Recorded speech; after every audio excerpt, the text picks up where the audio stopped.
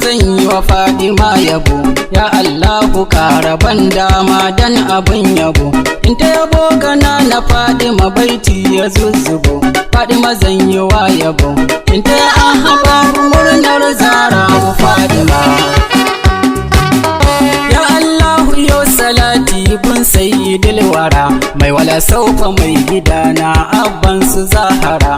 Ta sahibu shari'ati mai 19, angon na Humaira, sayyidul wujudi kakana Hassanai ruwan zuma. Ya Allah asa uwar manya zaujatul Ali, wadda yawan yabanta ne ya hana man na gantali. Mu fa yabanta mun ka kama san ba mu baddali, yar wala saufa abdali, isa martaba da girma sai na Fadima. Asa ali baiti ƴaƴayen sahibul kamal, masu cikar isar mukamai daga rabbu zuljalal. Asa ashabu ya Allah kamar su Bilal, babu kamar su tun azal. Ashabu ba maki na su sai dan jahannama. Ya Allah sa waliyai dan ba kamar yasu, kamar shehana Abul Abbas na riko da su, da maulan mu Shehu Abdul Kadir asa da su. Ya Allah asa da Gausu da Talmiz uban Zakiya Safara da Maryama. Marhaban ya Fadima Ummu Husaini malama, ya babu marhaban da zuwan na Fatima.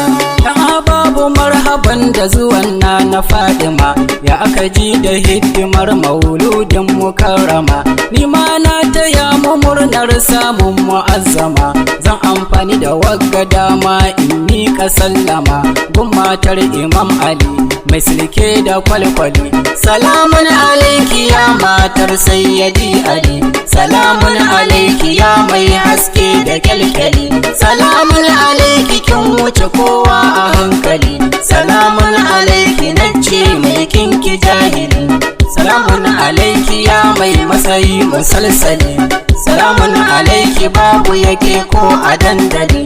Salamun alaiki ya mai matsayi tuli-tuli, salamun alaiki gaishe ki diyar mubajjali, yar mu taro munzali. Salamun alaiki labbaiki ya mukarrama.